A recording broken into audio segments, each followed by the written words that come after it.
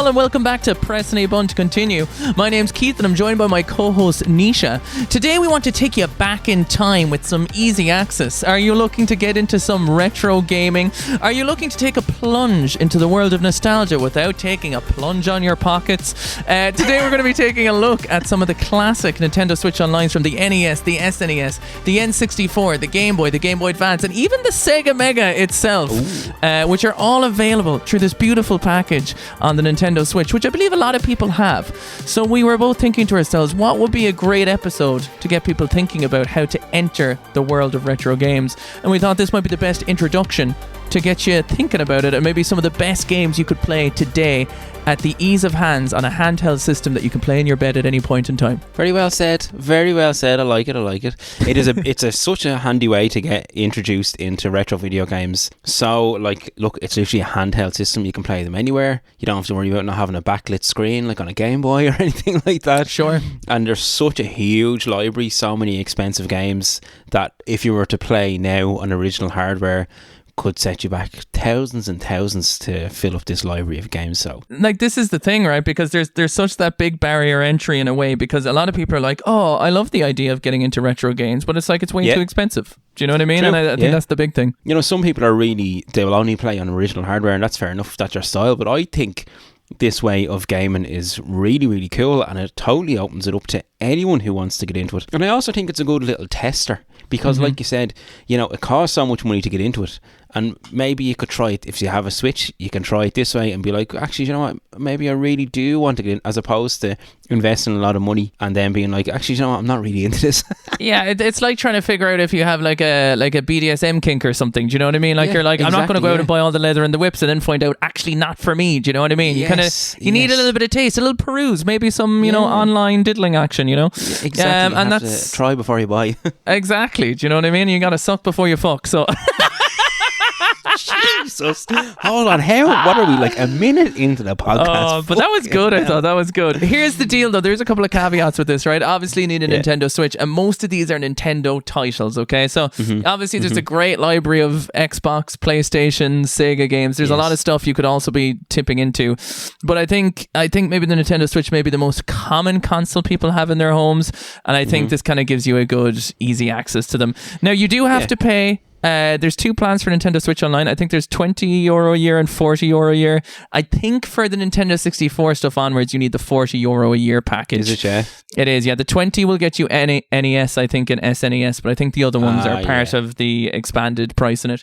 So, you know, just before we go into that, all you need is a Nintendo Switch and a yearly subscription fee between €20 and €40. Because I mean, I was like, geez, I was going through a Nintendo 64 on its own is going to cost you anywhere between 150 quid these days when I go into my local CX. Do you know what I mean? It is a really great way to get into it, and again, it costs you very little in the grand scheme of things. What's that? 60 quid is the equivalent of one brand new game, and you get access to it. And we're not sponsored by Nintendo, we're just retro enthusiasts. We're not trying to promote. Although you should fucking sponsor us, Nintendo, okay? You should sponsor us. Press and A Button to Continue. Well, imagine if we had Press and A Button to Continue, a pixel art inspired video game with you and me running around collecting video games in a platformer style adventure.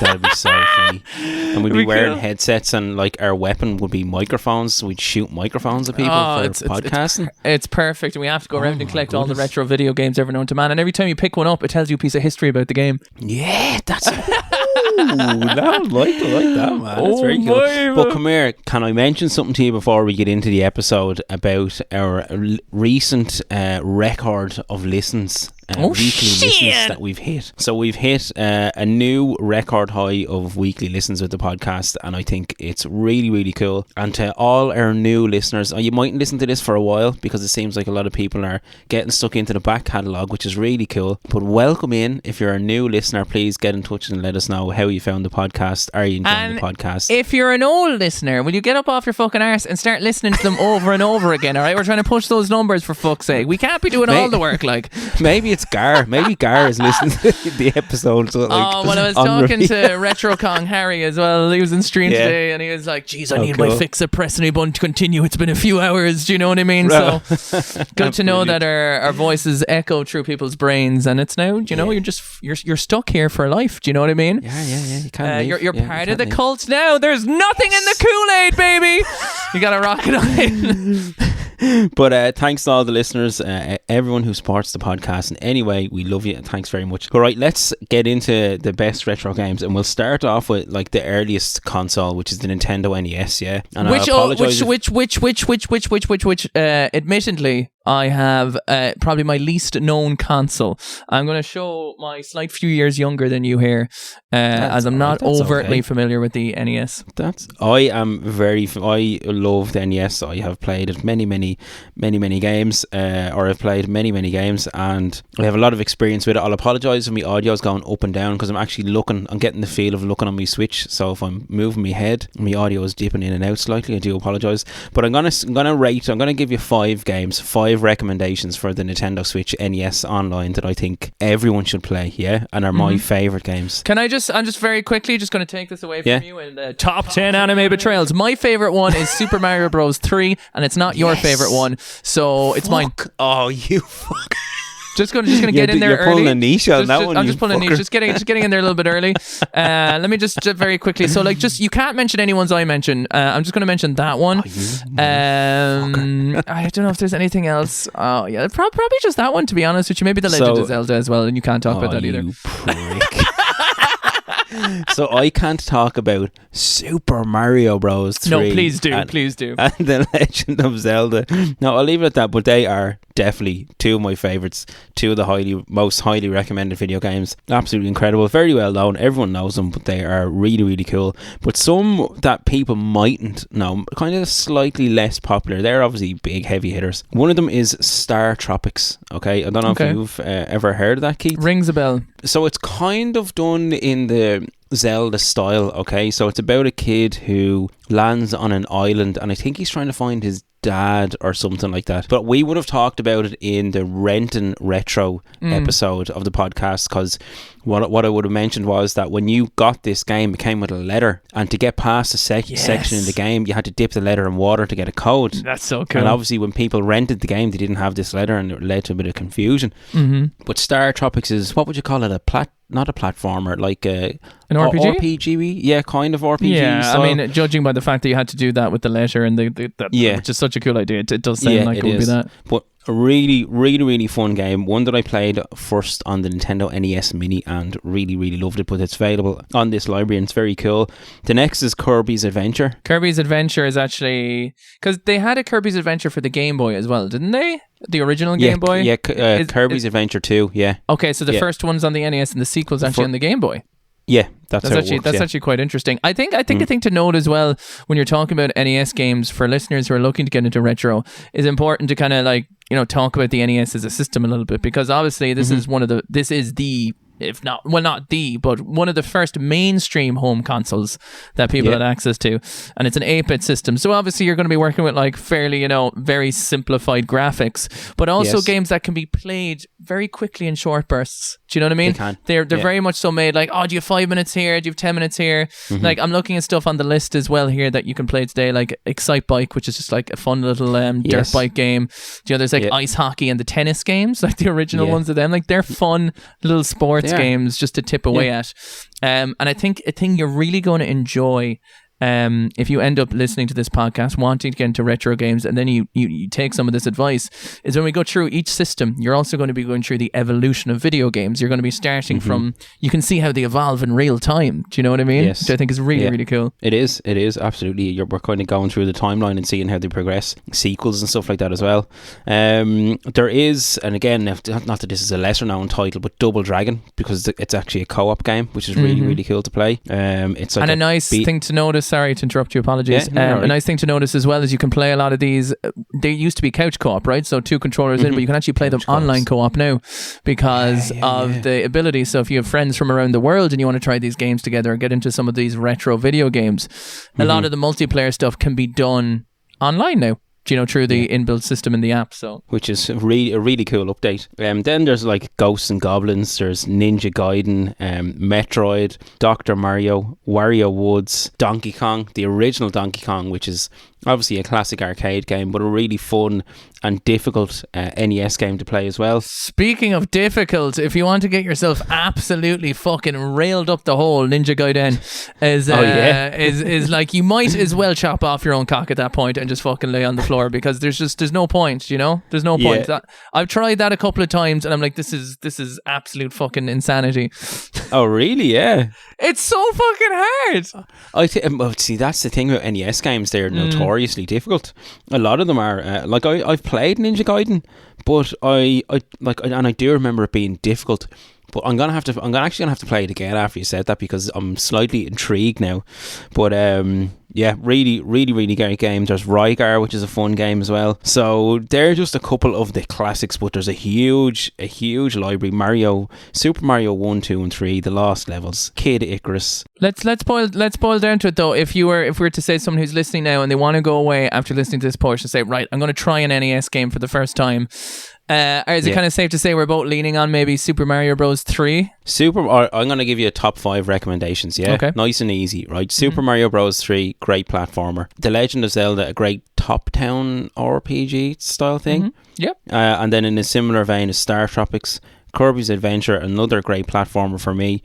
Metroid, a lot of fun, very difficult. I found it very difficult to kind of navigate through, but yet a lot of fun. And then Dr. Mario for the likes of it, the kind of Tetris-y style. Yeah, if you like that puzzle game kind of stuff going on, it's pretty good. I did play Super Mario Bros. 3 recently and I thought it was excellent. It's such a good platformer.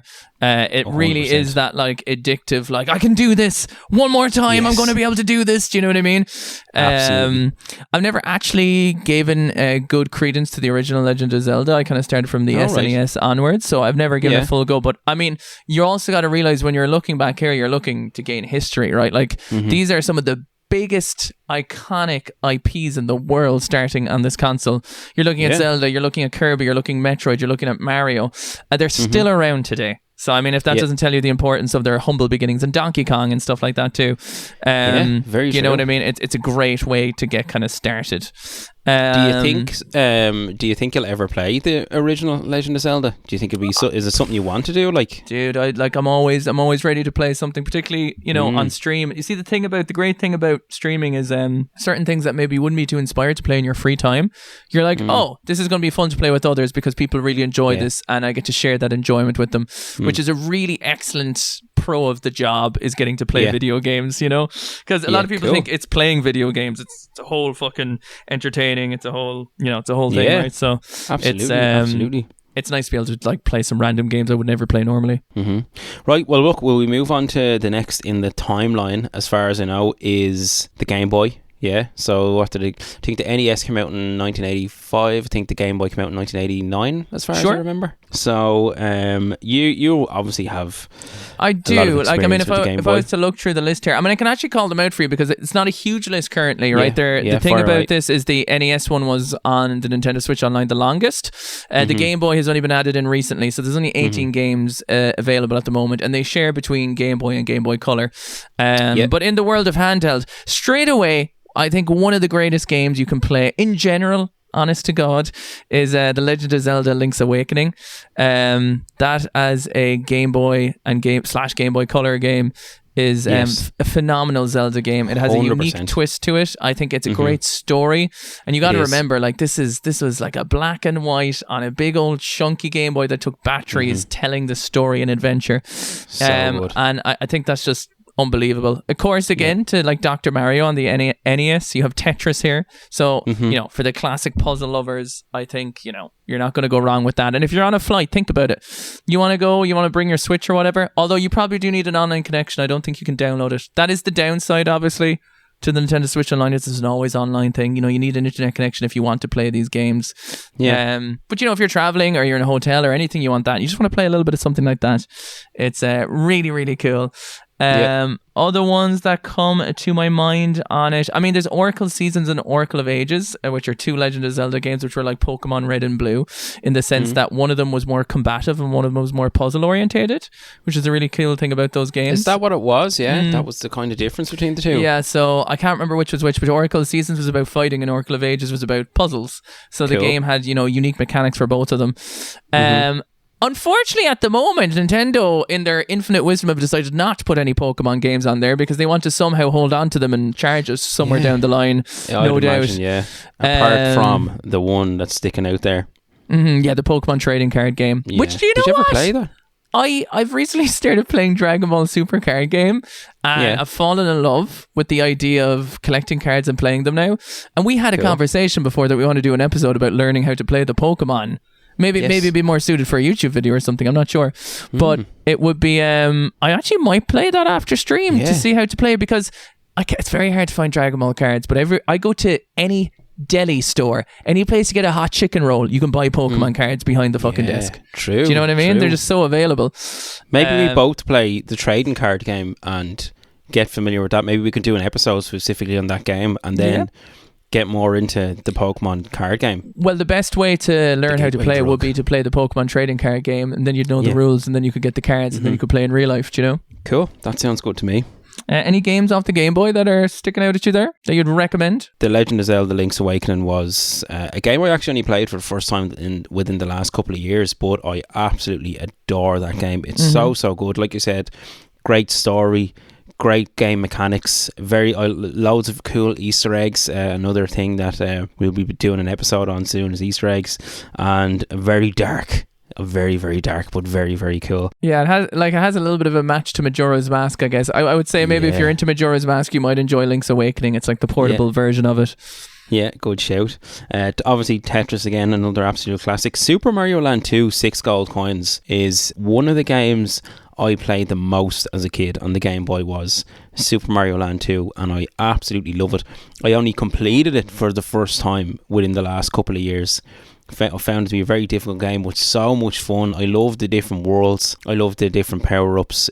I love the music in that game. Sure. It's such a good game. Then there's some classics like Gargoyle's Quest, Alone in the Dark, which I believe is a very kind of trippy game. It tries to kind of confuse you and stuff like that. Then one here with some beautiful box art is The Quest for Camelot. I don't know if I've ever played that one, but the box art alone is kind of intriguing me. Have you ever played it? Fuck, I don't know, but it made me come a lot. The Quest for Camelot. Then there's Castlevania Legends, which I did try and is a lot of fun.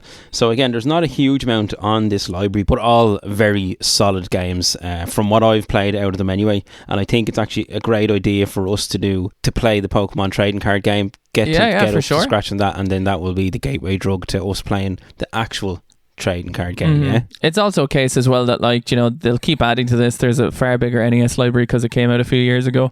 True. But I think so far, if I was just to summarize it for people again, if you're looking to get into Nintendo retro stuff, I would say obviously in the NES we're kind of looking at Super Mario 3 and maybe some Zelda. And then I think, look, if you wanted to play a Game Boy game, I'd say play Link's Awakening.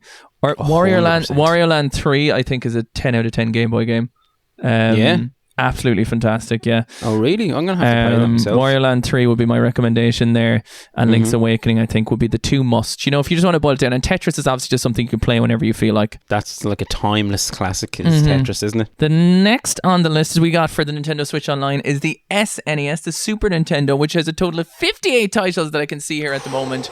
And this is where shit starts to get real goddamn good, because a couple of things to note as well with features when you're playing with Nintendo Switch Online for the retro consoles is you can create save states. So you don't need to be very good at games. You can create a save state, and if you don't know what a save state is, it allows you to essentially capture the game in the moment in time and start there every time. So you don't need to have a checkpoint. You don't need to do the level all over again. You can basically capture the game in a moment in time and as a save file and continue exactly from there every time you die. You can also rewind a little bit. So if you fall off a cliff and you're like, fuck that, I want to go back, you can rewind by holding the two bumper buttons. But this is a big boy. Do you know what it's like? It's like playing bowling with the side panels turned up, isn't it? It is. It's like, you know, you can hit a strike almost every time, and that's okay. You're still enjoying the game. You know, there's people who are like, you fucking didn't play it the real way. And what I say to that is, fuck off. Yeah. Fuck you.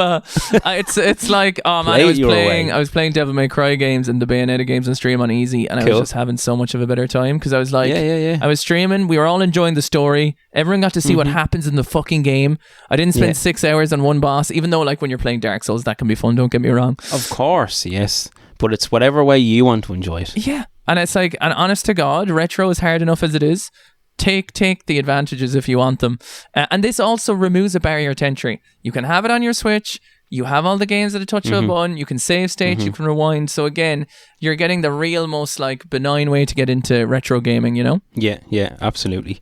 So we have obviously the big heavy hitters in this one are the big well-known titles such as Super Mario World, which I don't feel I need to talk about. Everyone knows Super Mario World. There's The Legend of Zelda: A Link to the Past, which is one of my favourite video games. Super Metroid is a great game that my partner got for me about 2 Christmases ago as a surprise for Christmas, and I played through it for the first time ever, and I was hooked. You know when you just get like totally, you're like, I actually cannot wait to play this game tonight. I was hooked on Super Metroid, and it's so good. I could not recommend it enough. Then again, Super Ghouls and Ghosts, which was a great kind of what would you say, sequel to the original one. I've never actually played the original, but I adore Super Ghouls and Ghosts. It's such a gorgeous video game. We've talked about how beautiful it is. It's so punishingly hard. I actually will recommend you play with rewind and save state 100%. If you want to enjoy this at all, because it was made to take your money. It was made for the arcade machines where you put in another quarter, you die, you put in another one. If I look at it this way, right? If I was playing Super Ghouls and Ghosts, how much money would I have spent in the same way as the rewind feature? I must have used the rewind feature about hundreds and hundreds of times. Me too. Every 4 seconds I was rewinding, I'd say. So I would have lost about 80 grand playing Super Ghouls and Ghosts back in the day, I'd say. Absolutely. There's Donkey Kong Country 1, 2 and 3. There's Earthbound, which if you're into retro video games and you are a retro collector such as myself and Keith, and you like to collect video games, Earthbound is one of the most sought after video games in retro collecting terms. It's very, very expensive. It's one of the big box Super Nintendo games that comes with a manual. It was only released in NTSC regions as far as I know, so there's no PAL versions. Oh really? So as far as I'm aware, because it was called Mother 3, Mother Earth, or was it Mother Earth? Or is it just Mother? Why am I saying Mother Earth? Mother is on the NES, and then I think it's Mother 2 or 3 or something. I'm not exactly sure. But as far as I know, it was only released in the NTSC regions, which is why I think people over here mightn't have heard about it as much.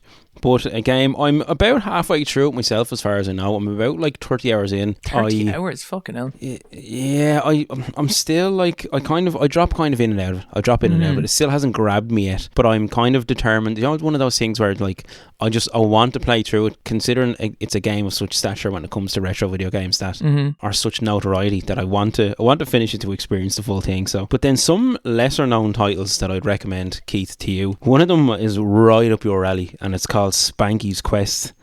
And there's a picture of a monkey with a banana, and there's like a sultry apple, and it's lots of rude little jokes. And I think it's a difficult game, but I think just the name alone, I think, kind of sells it. I think it works there's honest to God, like for me the SNES is where video games become video games, like Game Boy as well, but like for me, and this is just like a bias of not really having too much into it, the NES always felt like it was like a burst machine. It's like, it almost felt like this is to keep kids entertained for 20 minutes, half an hour at a time. Even though Super Mario Bros. 3 and stuff is an iconic fucking 10 out of 10 video game. But this is where you get to the SNES, you have these whole worlds, you have these JRPG adventures, you have stuff that can like, will immerse you into like the art of what it is, into the story of what it is, you know? Going from 8-bit to 16-bit really had that. And stuff that comes up, like there's so many other titles that started, like there's the first system to have Super Mario Kart. I don't think there's a soul in the world who doesn't know what Super Mario Kart is if you've heard of video games. So if you want to play the original there, it's still quite fun. I also think like F-Zero I played the Game Boy Advance version of it, but it was essentially the same thing. Oh, really?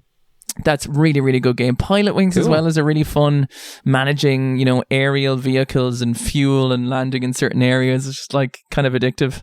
I think that was actually a launch title with the NES, as far as I know. I think that was one of the first games out. And maybe the N64 too. I'm not sure if it was a launch title for that as well. But it might have been. It might have been with the N64, yeah. And the best multiplayer game that I think is on this list, and I just cannot recommend enough to play this with you with friends because it's just so fucking funny, is Kirby's Dream Course. Oh, really? Yeah. Kirby's Dream Course is probably the most fun I've had playing a multiplayer game on the SNES. Because what it is it's like this crazy fucking golf game. So it's like you have these like kind of 3D stages in a 2D, 2.5D stages, and it's just like you have to get so many stars, and it's basically a golf game. Like you hit Kirby at a certain angle with certain power, or maybe it's a little bit more like pool. It's a cross between pool and kind of golf, you know what I mean? It has to be kind of a hole-in-one scenario, but you kind of shoot it more like if you're playing a game of pool. And you can take turns with it, or you can play it online or whatever. And it's just, I watched Game Grumps play it back in the day, and I think it's probably I cried, laughed so hard watching it, and then I played it with my cousin and we had a blast playing it. So that can be a really fun one if you're just hanging out with someone, you got nothing to do, you know what I mean? Let's say the power cuts and all you got is a couple of hours in your Switch battery and you want a hotspot from your phone or something for internet. Very cool. Very good. Yeah, very good. There's so much in this one. Like there's literally, in all of these, but specifically the Super Nintendo, there is literally like hundreds if not thousands of hours worth of video games in here. Give me your mandatory 5 and I'll give you a mandatory 5 that like people can have something to leave with it, because there's such a big list. Yeah, again, like, and I know they're all very well used or overused, but I can't not recommend Super Mario World. It is an incredible game, and I can't not recommend A Link to the Past because again, it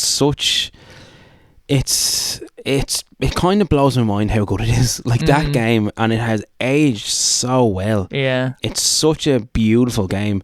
Claymates was one that I had as a kid that mightn't be as well known, that I'd have to recommend. Look, Donkey Kong Country, I found Donkey Kong Country to be like very, very challenging game. I don't know how you found it. It is intended to be difficult. I think again, work with a little bit of rewind feature if you want in that, Yeah, absolutely. And then Star Fox, or Star Wing, I think it was called in the States.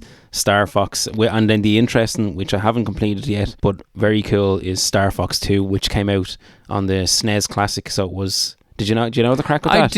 I do, yeah. They had a sequel for the game and it was never released, so they brought it out as an additional for the actual physical SNES Classic. Yeah, which is only a few years ago, I heard cool. I don't know what the story is with it. I think it's only supposed to be okay. Oh, right. As the sequel goes, I think the first one's supposed to be better still, potentially. I think maybe there's a reason maybe it wasn't released, like if it wasn't as good as the first or whatever, if it couldn't replace it. But I could be wrong on that. Earthworm Jim 2, if you want to punish yourself and you enjoyed the TV show, it is a good game, but it's fucking hard, man. So difficult. Did I force you to play that? You did, yeah. That's one of my friends, Jumpy, that's one of his favourite games, and he doesn't play video games anymore. It's very well done, but it's fucking punishingly hard. But again, just use the advantage of the Switch. These games that were usually inaccessible to you, rewind, use the save states, fucking enjoy them. Because you're not gonna play it otherwise. Let's be realistic. Like, you mean some people will, but if you're fucking in your 30s, nobody got time for that shit. You know what I mean? Ain't nobody got time for that. You know what I mean? Yeah, it's like I would take advantage of it. I would agree though. I think Super Mario World, Zelda, Mario Kart, Super Metroid, F-Zero, fucking Kirby's Dream Course, like Super Ghouls and Ghosts, like just off the top of my head, I think you gotta give it a go. You gotta give it a go. And then try out the different ones. Do it old school. Like, just look at the cover art. Like, if you'd have went into a video shop or a console shop back in the day, if you want to really get the retro vibe, just look at one and go, I'd pick up that box when I was a kid, and I'd probably rent or buy this game and try it out that way, and you might find something new that you never knew you liked. Because you will have all the images of the box art as well, and you do have to go into the Nintendo eShop, by the way, to download these. But once you have your yearly plan, there's the N64, there's the Sega Mega, there's the Game Boy Advance, NES, all that stuff. That's separate apps for each console you download. They'll be on your home screen, and when you open up, you have your list of games. Then, right. So will we move on to the Sega Mega? Oh, you want to go Sega Mega? Sure. Spice it up a little bit and go for Sega Mega, because I think that's next kind of in the timeline. Sure. Or sorry, did that actually come out before the SNES? A couple of months before. Remember, we were sure we know that from the console wars. We got a few months ahead of them. Yeah, true. So we'll start off with as soon as this is, because I'm looking, I have this Switch in my hand, right? Because I'm really trying to get into the feel of it here. And the first game that jumped out at me on the Sega Mega is Street Fighter. Sure. That's not on the Super Nintendo. Not on, like, as in, I think Street Fighter is on the Super Nintendo, but it is. It's one of the biggest games on the Super Nintendo, but the fact that it's not on the library, yet it's in the Sega Mega library, is interesting. So the Sega Mega Drive, which is for anyone outside of PAL regions, is the Sega Genesis if you're in the States. That just jumped out at me straight away, that Super Street Fighter 2. It's also a sexier console, I'm just going to be honest, just physically, like, you know, it's a lot nicer looking. And I think some of the games we have here are like excellent the way, because they are. I do think Street Fighter feels more like a Sega Mega game than it does feel a Super Nintendo game, so I feel like it kind of makes sense in a weird way. Oh yeah, definitely. It's not to me at all. That's so weird. That's so weird. It doesn't feel like that to me at all, but it feels very at home on the Sega Mega to me. Sure. Which is unusual. I don't know if that makes sense, but it just feels like you're like it's like it's a holiday home, you know. Yeah.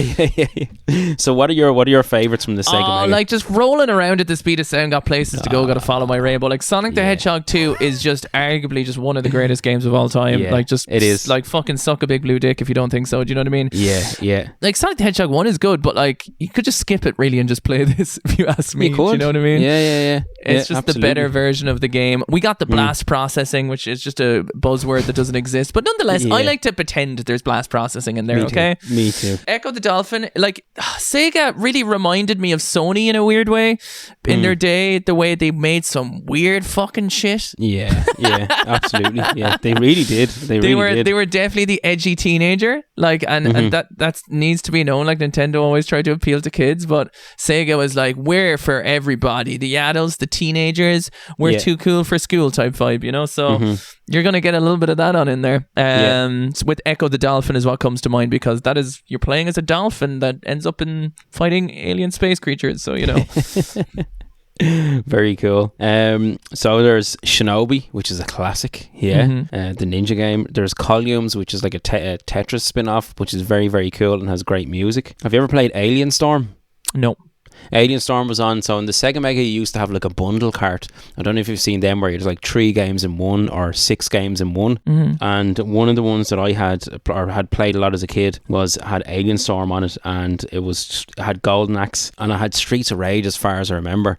Really, really good game. Streets of Rage is great for co-op beat 'em up as well. So it's a side-scrolling beat 'em up game that's really good for co-op as well. So if you want to get into it with friends, a great co-op game. We have Streets of Rage 2 is what's on the Sega Mega library here. But one game that I think is absolutely incredible, and again another one that I only discovered for the first time within the last couple of years, is Phantasy Star 4. And I heard about that game through, I don't know if you've heard of the YouTuber The Happy Console Gamer. I haven't. He's a YouTuber who talks about retro video games, and I really, really enjoy his stuff. But he's a big Phantasy Star fan, and he talks about it a lot. So when I got the Sega Mega Drive Mini console, it was on there, and I played through it, and it's like Final Fantasy. Imagine Final Fantasy, yeah. I remember Phantasy Star Online was the Dreamcast game. I think that was like the first online game for consoles, pretty much. That was a big, really, really big cool Dreamcast title, yeah. So this one just blew me away, Keith. I couldn't recommend it enough. If you're a fan of kind of RPG style, Final Fantasy style games, this one is definitely for you. I think I might have put around maybe 60 or 70 hours into this before I completed it, but really, really good. And again, I think it has aged beautifully. You know, that top-down style kind of ages really well. I think the thing about the Sega Mega and the SNES is that they're masters of their art. So like they're still 2D consoles, but they've made, like, you know, the pixel art in them is like the best. Like it hasn't been surpassed. Like when people want to do an indie game, they're making this pixel art in a 16-bit style. They're not doing anything else. Do you know what I mean? Like that hasn't been advanced. Where the NES Obviously, the SNES and the Mega Drive overtook that and made it look better. Yeah. But as far as 2D pixel art goes, you're already at the pinnacle of it here. 100%. Then there's Altered Beast, which I don't know if you remember from reading the Console Wars. They talk about how Altered Beast was like the game that they were pushing the Sega Mega Drive with, or the Sega Genesis and they with. had to go to the effort of really like trying to swap Sonic in. They reboxed like thousands and thousands of consoles and just fucking started reboxing because Sonic was taking over. Oh god, I love that fucking shit so much. It's like stuff like that. So like history like that's really cool to hear about, isn't it? But that I feel like Altered Beast, Comic Zone and Kid Chameleon are 3 games that are real like Sega Genesis and Sega Mega Drive top tier well known games, and they are Golden a lot of Axe. And Golden Axe. Yes. Because Golden Axe is getting is a new Golden Axe game is coming out. I don't know if you saw at the recent game shows. So Sega is reviving Golden Axe, Crazy Taxi, Jet Set Radio, and all brand new games. They put trailers for them and everything. They're like, oh really? Yeah. Most of the way through development and all of them. No way. Yeah, deadly. I'll have to check that out. So there's a bit of a classic Sega revival going on at the moment. Yeah, but they'd kind of be my main ones. Like, you know, I think Sonic you'll have a great time with, and I think Sonic again, 2, yeah. Like there's the classics there. Streets Race Co-op, Echo Dolphin is a trippy one. Castlevania, of course, like, you know, you're getting into the beautiful Castlevania games, Castlevania Bloodline specifically. I have here, that's kind of a good laugh with it. So yeah, I think between that kind of really covers a lot of the 2D basis, except for some Game Boy Advance games we'll get to after the N64 stuff. Yeah. We do the N64 first. Let's do it. This really, actually, do you know what? For me, this really is where like my life started. Like, I got a PlayStation 1, but my very first experience into gaming was a Nintendo 64. My sister got it for her birthday and she had Mario 64. And if you've been listening to the podcast, I mean, we're doing a quite informative episode this time where we're just doing a public service announcement kind of thing for video games. But like Super Mario 64 is one of my all-time favorite video games. So watching her play that and I used to play it, and then she sold it because she was like, I actually don't like video games. I want fucking to get makeup. True story. So she sold it. I was like, no. But then I got a PlayStation 1 and I enjoyed that, you know, playing Crash and Spyro. It always felt a little weird to me. Like the early PlayStation stuff was always like a little trippy, right? It was a little edgy. But then I got a Nintendo 64 and I was like, Mario 64. Ocarina of Time, which some regard as the best Zelda game of all time. Mario Kart 64, where Mario Kart really has transformed into the 3D era, and this is all 3D for the first time. So if you're following this episode as like a histography kind of thing between the generations of systems, like, and you know nothing about it, you're going to notice the bump in the N64. It's a whole extra dimension in video games. It really is. I mean, just to call out a few of them, like Star Fox 64 is a classic. Mario Tennis has been off. Paper Mario as an RPG, which is basically like was Mario RPG on the Super Nintendo list? Super Mario RPG was on the Super Nintendo. It wasn't on this list, right? Because obviously they've re-released a remaster. Now it's on the SNES Mini. Okay. But again, like Earthbound, it was only released in NTSC regions, so we actually never got it in Ireland or Europe. I'm actually like losing my mind at this list. I'm just Super Mario 64, Ocarina of Time, Mario Kart 64, Star Fox 64, right? I'm going to call out the belters now here. Paper Mario, Banjo-Kazooie, Legend of Zelda Majora's Mask, F-Zero, Pokemon Snap, the Mario Party games, fucking GoldenEye, both Pokemon Stadium games, Mario Party 3, 1080 snowboarding, which was a laugh as well, and a good rare game, Jet Force Gemini.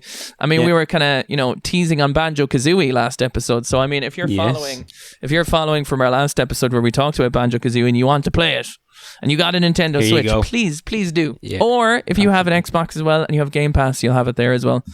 Oh, very good. So yeah, like this for me is like just it's the real pinnacle of like me getting into video games. So this for me is probably some of the most nostalgic stuff, and every title seems like a banger to me, you know? It does. It really does. Like it's no matter what game I'm flicking through the library here on my Switch, no matter what game I land on, 1080 Snowboarding, man, was a game that I absolutely loved. Rock your body, rock your body, rock your body, rock your body. I love watching my brother Aidan used to play it all the time because he was so good at it. And I just sit there for hours just watching them play 1080 snowboarding. So good. Wave Race is a game that my friend Gary used to have, and I remember it's the only video game I can ever remember being in his house, but we go up to his house and we'd always play Wave Race in the sitting room. It was very, very cool. A really fun game to play. Then obviously, as we talked about last week, Banjo-Kazooie, so good. My favourite video game of all time, which is Ocarina of Time. But then a one that passed me by as a kid, and I only played recently, but has now become one of my favourite video games of all time, is Pokemon Snap. And so good. It's a very basic game. There's nothing special really about it if you think about it, but for me it's such a nice experience. It's like, have you played like Stardew Valley? It's peaceful. It's so chilled. It's so chilled. Like, it's Pokemon. So if you're ever into Pokemon, or you're nostalgic for it, it's just you're just taking photos of Pokemon. You're going through. You're on this rail. You're on like basically like a little train track roller coaster machine thing, and you're just going slowly through the environments, figuring out how to get to Pokemon into certain poses or evolve. And it's just a very like healing inner child experience. It really is. I feel like this is almost like the closest video games could get to therapy. Kind is Pokemon Snap, because it's so relaxing. It's so satisfying when you get that good image, and then there's so many cool secrets that you have to find, so many cool Pokemon to see, and just it's pure joy. It just fills me with pure joy. I absolutely love Pokemon Snap. So, but every game on the N64 library here is an absolute banger. GoldenEye is so good, as well as like one of the first real big 3D first person shooters. Obviously it's probably Quake and stuff before, but the way I see first person shooters, right, is I see Doom, who's obviously the father of first person shooters. I see GoldenEye, who transferred it to 3D, and then I see Halo, who took it to the next level again with the whole online multiplayer, and including like that's the 3 generations for me of the best first person shooters. I can dig that, man. That's very, very cool. Right, here's a difficult one though. If you were to pick one N64 game, and I know it's difficult to do because it depends on the mood, but I'm going to hold you to this. If you were to pick one N64 game to recommend to our listeners here, what would you recommend? I'm going to take out my bias, and I'm going to say Banjo-Kazooie, because I think that I think it covers, I think it has everything. Where maybe Ocarina of Time is a better story, and maybe Mario 64 is slightly better move mechanics, but I think Banjo-Kazooie has the charm, it has the ambience, it has the good level design that we talked about. I think it's just probably the most accessible and best first game to play. Totally agree, and that you're 100% with that. I couldn't have put it better myself. I am going to recommend, because of the sheer adventure and wonder and magic and mystic, Ocarina of Time. Of course, it's a game that I feel like you can play forever and not get sick of it. Well, I could anyway, and I just feel like it's such a fantastic game, such a great story, so much to do, so much to discover, and it's a fantastic game. So that's going to be my one. But a fantastic library of games there. And finally, just for some of the smaller stuff, the Game Boy Advance, which has just been added recently as well. Also, by the way, if you do end up playing Banjo-Kazooie after you listen to this, then go back and listen to the episode before this and reminisce with us. Reminisce on the thing you just played. So the Game Boy Advance, I got it day one. I remember being so excited. I remember just displaying it. There was the Game Boy Advance SP, later iterations of it that had a backlit screen and all that as well. Now, the interesting thing about this list in the Game Boy Advance, I was a big Game Boy Advance player, but I didn't have many of these games. I was going through a period where I had unusual stuff for the Game Boy Advance. I was playing Metabots, obviously some Pokemon games.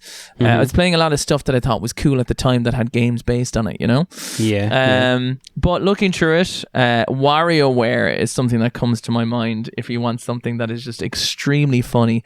There are these intense couple of second mini games that fly after you, one after another. So every game gets thrown at you, you have 5 seconds to complete it, and another one gets thrown at you, and you go, each character in the game has maybe 20 mini games, and you have to complete the level as they get harder and harder, and the time gets shorter and shorter, so you get familiar with the games, but they get more difficult. And then eventually you go into another character, another 20-minute games, and they all fuse together. So WarioWare, absolutely incredible, really, really funny. And it's also just one of those great games that anyone can play. Like, if, you know, you'd be like, you know, because all you need is a button. Like, all the game is a button and a moving stick. Do you know what I mean? There's nothing else in it. So you'd be like, Mom, try this. Dad, try this. Or if you're with your siblings or anyone, they can give it a go. Cool. Mario Kart Super Circuit, to be honest with you, is just the better kind of SNES version of Mario Kart on the Game Boy Advance. Do you know what I mean? So it's a little bit better looking. Some cooler levels with it. Mario and Luigi Superstar Saga is unreal. It's like Mario RPG, or it's like Paper Mario. So it's the same idea, but you're Mario and Luigi going through a whole adventure. I cannot overstate to you, Nisha, how much you should be playing Mario and Luigi Superstar Saga if you like Paper Mario and if you like Mario RPG. It's absolutely excellent. Metroid Fusion, which, let me tell you this, I've played very little of Metroid games, but if there's one game that has enticed me to want to play Metroid, it's Metroid Fusion. From what I've seen, the aesthetic, the idea of the armor being taken over, just absolutely looks gorgeous. It does. As a Metroid game with it. Yoshi's Island, which is essentially an SNES game, you know, transported to the Game Boy Advance. Mary Majora's favorite game of all time, along with Banjo-Kazooie. Yeah, cool. A real excellent, just little Mario adventure where it's baby Mario being taken around by Yoshi, and he cries a lot. And then you have Fire Emblem and Golden Sun, which are huge JRPGs. Yeah, they are like really big, aren't they? Big, intense, full, like, you know, you have all your skills, your attributes, you know, you're working to grind out and all that stuff. Huge, big open world adventure games that makes you wonder how they ever fit them into a Game Boy Advance. I don't know. But, and then of course there's a lot of Super Mario Advance games. A lot of the Game Boy Advance stuff kind of doubles up a little bit from the Super Nintendo, because the idea was the Game Boy was kind of like the NES portable and the Game Boy Color too. And the Game Boy Advance was kind of like the SNES portable. So it had a lot of these kind of conversion and ports to them.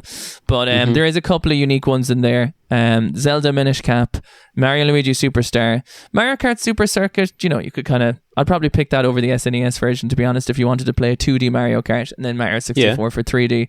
And WarioWare is just a great laugh. And then the two JRPGs at the bottom, I think, is a good laugh for them. Nice. I love the WarioWare box art. It's so there's something cool about that box art's really, really cool. And one thing I've noticed is, and it's it's confusing me, right, is, so we have Super Mario Advance, okay, which says on the cover featuring Super Mario Bros 2 and classic arcade Mario Bros, right? Then we have Yoshi's Island, Super Mario Advance 3, or sorry, Super Mario World. Fucking hell, hold on. I'm tripping up on myself here. So we have Super Mario Advance, okay, is the first one, Then we have, actually now it makes sense, I'm totally talking bullshit. It has Super Mario World, which is Super Mario Advance 2.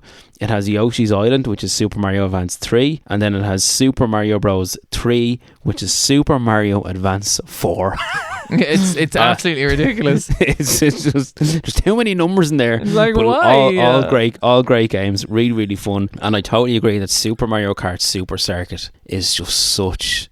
Like, I don't have a huge experience with the Game Boy Advance. I remember my younger siblings had one and they played it a lot, but I do remember Super Mario Super Circuit being one of the best and one of my absolute favourites. So, such a cool console, and I love the design of the console itself, the Super Mario Advance. I think it's very cool, and how it led on to the Advance SP, the Flippy Dippy. The flippy dippy, the floppy woppy. I guess that leads us beautifully into our listeners portion of the show. So we were asked this week, essentially, before we get Arlen, aka Aaron, to roll the tape.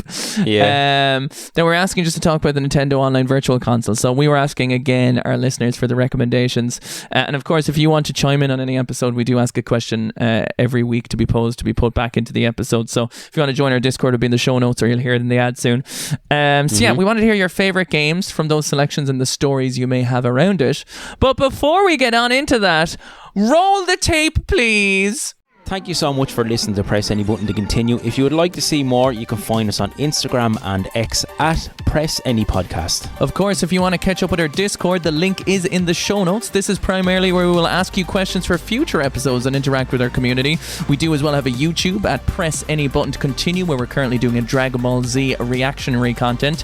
Of course, as well, we do have a Patreon where you can support us directly at patreon.com/Press Any Button to Continue, where we have exclusive content and even some special little stickers to send you if you sign up. And if you like what you hear, please remember to rate, review and share the podcast, as it really helps us grow. Now, no more diddle-daddling, back to the show. And welcome back on into Press Any Button to Continue. We are now heading into our listener portion of submitted games and ideas that maybe for people looking to get into the retro scene on the Nintendo Switch Online can have a listen to. I guess I will kick off with the first comment I have in here, which is from Dinner Dog. And he said, for me, the highlights are getting all the medals on Lilac Wars, which is Star Fox 64, by the way. Lilac Wars was the PAL region version. Expert mode, fucking hell. Getting all 120 stars in Mario 64 and meeting Yoshi on top of the castle. Such a cool little Easter egg. What a moment. Yeah. What a moment. The fact that's such a school Easter egg that you'd be like, that's not true. Do you know, you just wouldn't believe that that's there. That's a schoolyard story. Completing Ocarina of Time and just enjoying the excellent games. I'm seeing that there's a lot of Nintendo 64 love here. Completing Mario All-Stars with the exception of the lost levels, as that shit was hard as fuck. Which Mario All-Stars is on the Super Nintendo catalog with all the Mario games from the previous ones in there. It's kind of confusing. Which is so cool. And getting all 96 exits on Super Mario World on the SNES. Some classic so good. On in there. All great games there, all absolute classics. And then he has what's his bonus? What's his extra content or extra comment underneath there? And why the fuck is a Gen 1 Pokemon game hasn't been released for the Game Boy Online? It's one of those things that we all ask ourselves, and we all know Nintendo's just trying to find a way to get money off us because they're pretty bad at that. Not gonna lie. Great games there from Dinner Dog. Next up we have Microwave Cheesecake. You tasty motherfucker. I'd love to microwave me some cheesecake. Shit. Sorry. I'm hungry. Tetris Microwave Cheesecake wrote in. Jeez, that was very real there. I'm hungry. Microwave Cheesecake wrote in and said, Tetris, an absolute classic. You cannot go wrong with Tetris, man. Such a good game. And Dr. Mario, because I'm a spicy brained individual and they itch my brain. So two really fantastic games there. And then Microwave Cheesecake continued and said, I could literally and do literally play them for hours. Honourable mention to Paper Mario and the Zelda library, letting my son be exposed to old classics I didn't even get to play. That stuff warms my heart. That warms my heart. Very, very cool cheesecake. Thanks very much. Teapots and Dragons said, who just started streaming on Kick, by the way, doing some art streams. You should totally check them out. Why don't you link Teapots' Kick stream in the show notes? Because if I forget, then it's my fault. And then I've said it, sorry, you know what I mean? If I remember, I'll put it in there. I'm always shouting it out. Anyway, Star Fox, because the music is just incredible. And you know, there is that, it's called, was it fucking Cornea or something it's called? It's like, good luck. It's just a tune. I'll put, you know what? Aaron, put in the music to Star Fox. Put in the music to it. Every time I've been to an event and heard the first stage song, I can't help but beeline over to its location and have a go. It is the music for that is super, super hype. It is. It's just a serotonin buzz of goodness. Very, very cool. Thank you for that, Teapots. Game Raider, aka Paddy, wrote in and said, I gave my daughter the Nintendo Online library when she was about 6 and she played through so many of the NES and SNES games, but there was one that was a huge hit and we both played it together to completion. A bit more of an obscure title, I'm guessing, and it's called Adventures of Lolo. It's a puzzle game where you have to figure out each floor of the dungeon to rescue your lady friend who was kidnapped at the start. Pretty challenging on some of the floors, but it is a brilliant puzzle game totaling at 50 levels. Nothing better than making memories with retro games. That's very, very cool.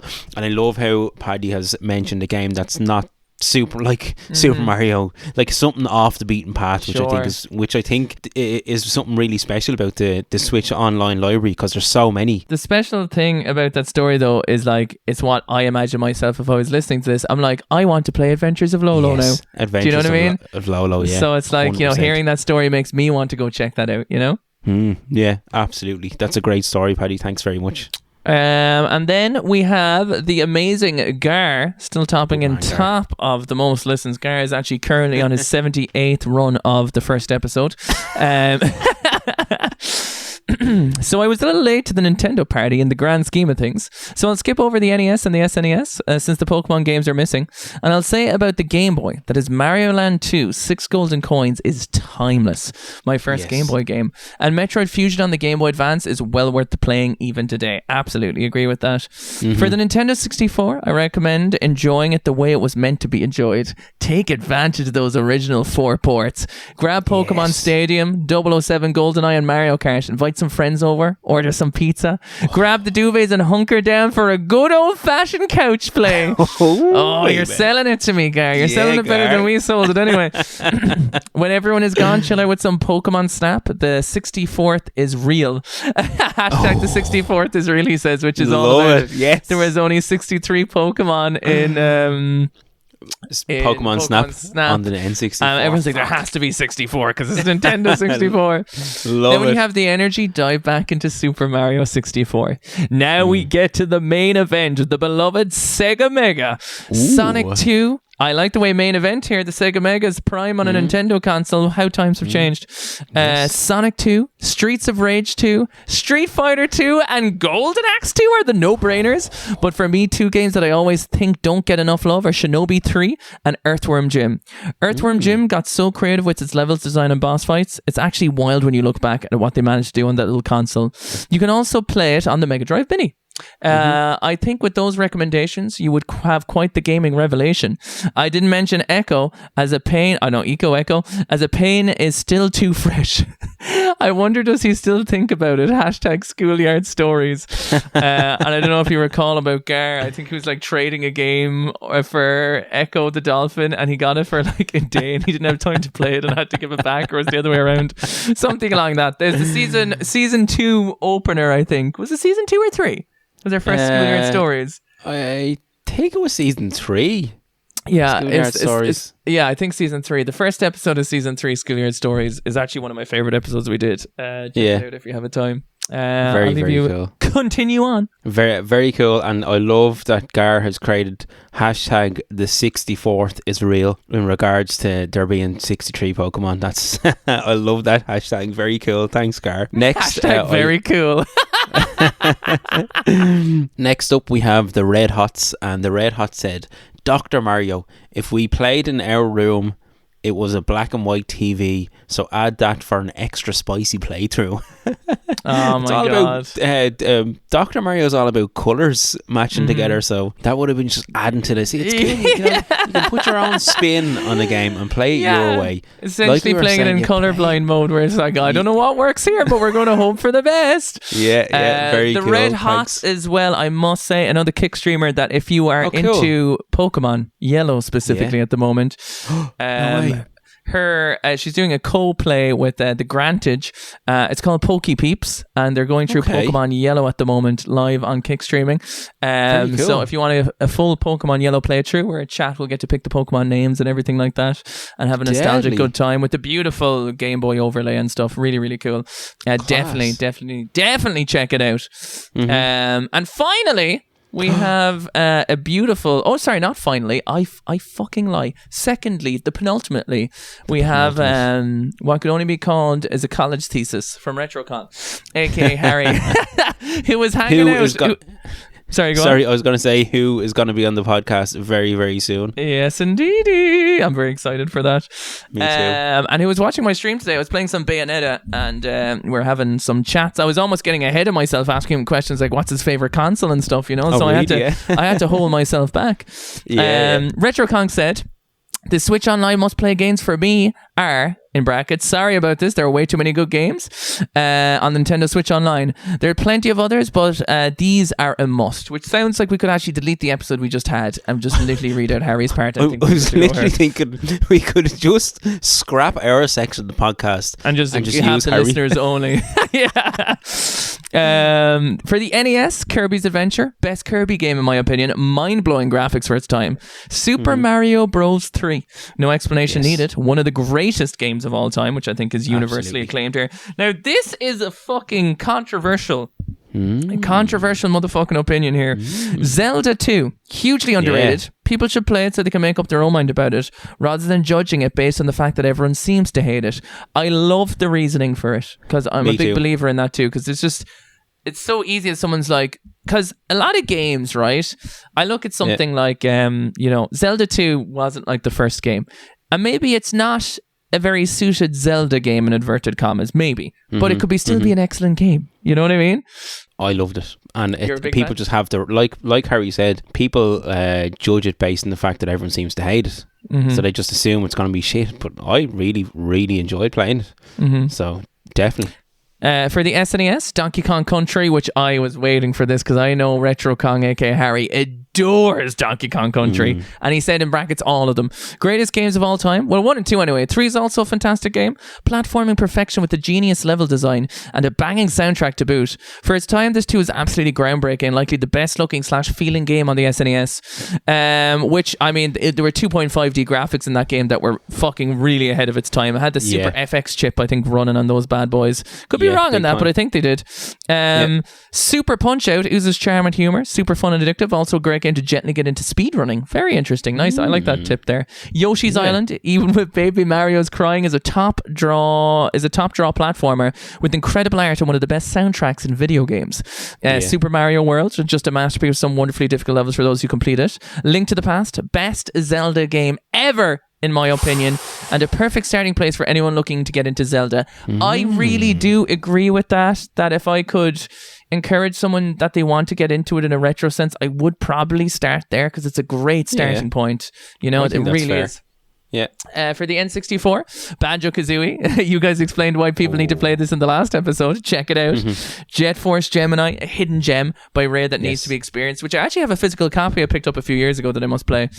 Pokemon Snap, gotta track down that 64th.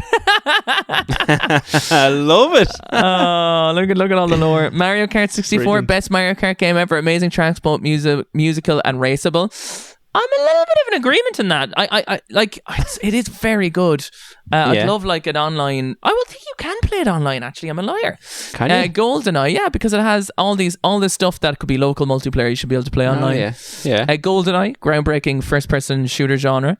Ocarina of Time, Mario 64, and Majora's Mask, just iconic. Yeah. Then we got the Game Boy Advance. Minish Cap, only played this last year and it blew me away. Some of the best dungeons and boss fights in the entire Zelda series. It's also impossibly charming and looks wonderful. I think the Toon Link, the Cell Link is we need more.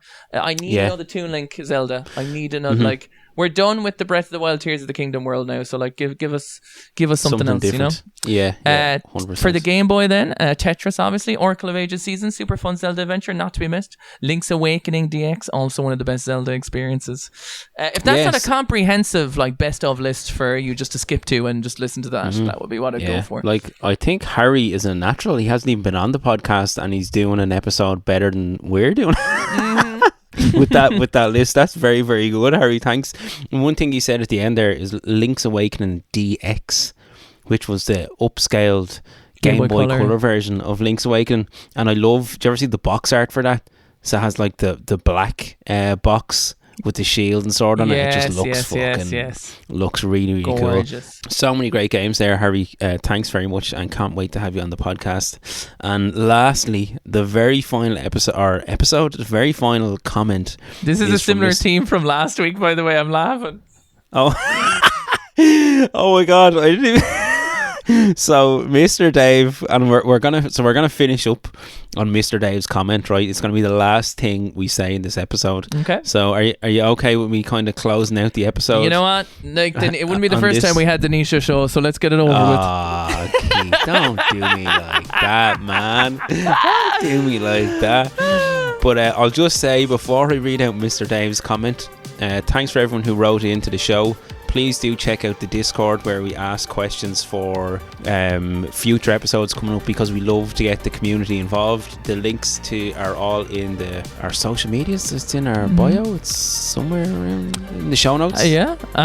For sure it will be. And I will also say as well, you know, if you do have any comments on maybe some of the favorite games you had, or if this, like, the idea of this episode we wanted was maybe for people who aren't totally into retro to give it a go in an easy and accessible way. So if you you did end up taking any of these suggestions from either us or the listeners, please let us know if you enjoyed it, and please let us know if this was helpful. It's a bit of a more of an informative style episode, but it's something we wanted to do because it was suggested to us in our own Discord to do this episode idea. It's not totally our own idea, by the way. So it was one of those things that, like, it could be a great first episode to listen to start your journey, and then listen to the rest of our episodes. You know what I mean? Once you get into the whole genre of retro. Please leave a comment, and if you can rate 5 stars, we greatly appreciate it. And with that, Keith out. Okay, so Mr. Dave wrote in and said, everything I'd recommend has been covered. Just want Nisha to call me a cunt. Nothing fancy, just cunt of the week. So, Mr. Dave, this is it. This is for you, Mr. Dave. You are a cunt. Can I really end an episode like that? We did.